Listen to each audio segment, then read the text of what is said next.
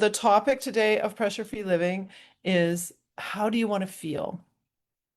This is something that I've given so much thought to over the years. And I had this huge epiphany back in 2010 when I started mastering pressure-free and not releasing an abundance of stress hormones. I realized that there were two me's. There was the me under the influence of the stress hormones, and there was the me that had a great deal of calm, clarity, just what I would call my true self, the self that I really wanted to be and exhibit. But if I had triggered the stress response, I would move into behaviors that were highly impatient.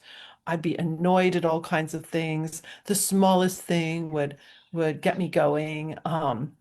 And if I were at all tired, like come home from a day of work, I'd be much more susceptible to just go into behaviors that I just thought were normal, like have your stressful day and then try to chill out at night.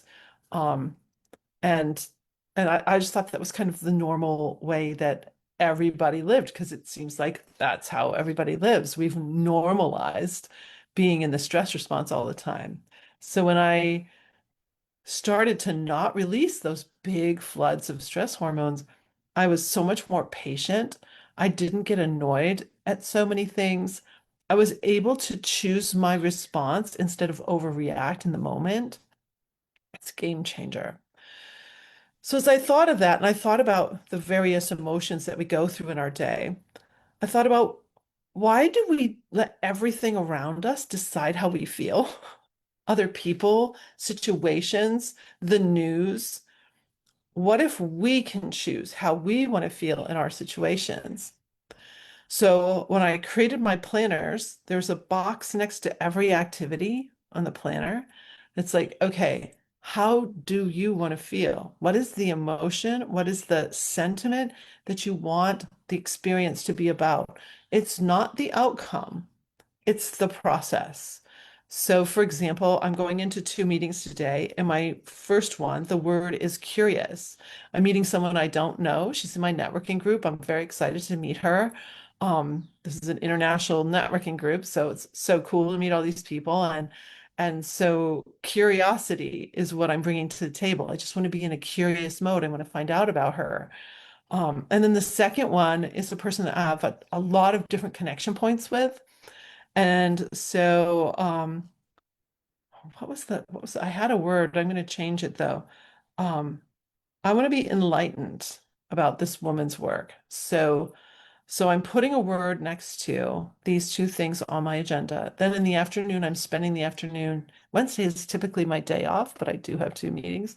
In the afternoon, I'm going to be with my daughter-in-law. So I'm going to put the word precious next to that because I want that whole experience to just be really precious together.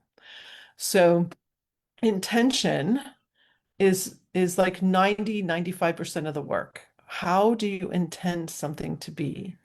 When you set an intention and you're very clear about that, it's amazing how things line up to make it happen. But if we're just floundering and letting everything around us decide how we feel, we're just really not in control. That's where a lot of those imposter syndrome feelings and comparasitis, comparing yourself to others, feeling not good enough, those feelings will just really come into you, especially if you've triggered the stress response. So one of the things I've really understood now is that a lot of our emotional makeup is hormone based. It's these hormones coursing through our bloodstream that make us feel certain emotions, which is why, the first flood of stress hormones, you're like in that you could be very aggressive or you pull back, but there's like a dramaticism to that. There's a drama to it because it's adrenaline, noradrenaline, and dopamine, so there's an addiction to it too. And then the second flood of hormones, the glucocorticoids, cortisol, that can make you feel anxious for no reason. So you can be just worrying about things that may never transpire. And you make up all sorts of stories because we're all really great fiction writers in our heads. We can make up all kinds of crazy scenarios for what we think is going to happen.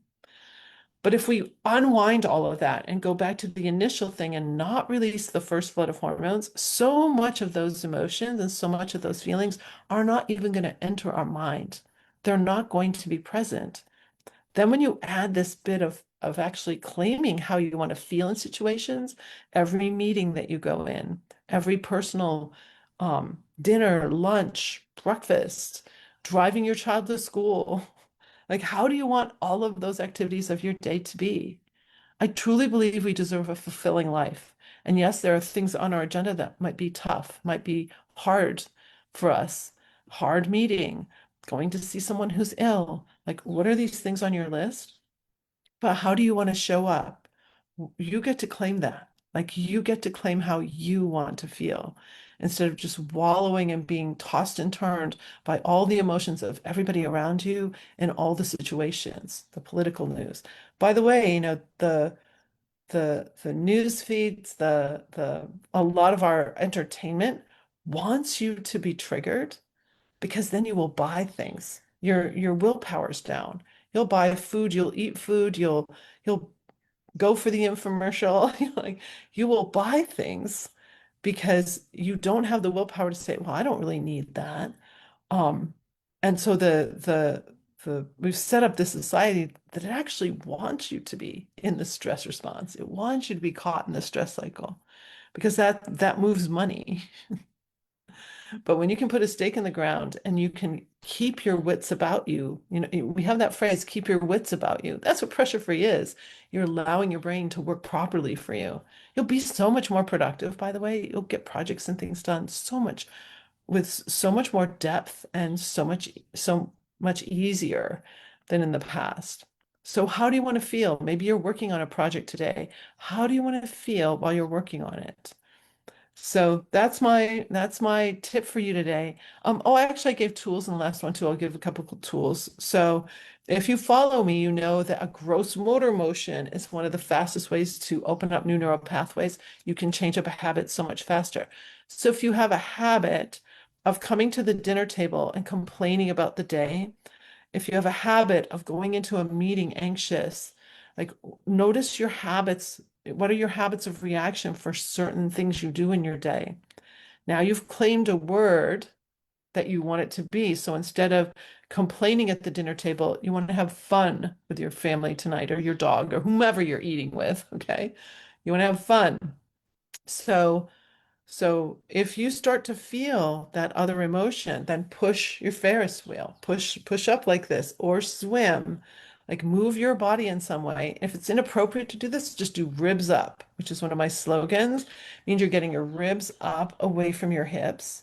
You're elongating the front of your body. That sends a signal you don't need to go into fight or flight. So that's what these motions do. They interrupt the stress response for you. Now you can think about how you really want to be. Now you can go back to, yeah, I said I'm going to have dinner tonight and I'm going to have fun. So choose your emotion. Do one of these motions when you start to feel yourself going back into the emotion you don't want. And it's really interesting to see what starts to happen. You're going to lay the groundwork for the sentiment in rooms like you never have before. And that is leadership. That changes things. I've seen it happen over and over again with my clients who would be overreactive in the past, and then they switch it up. By the way, if you're not the leader, if you're not the CEO or business owner of your work, um, ask yourself this question.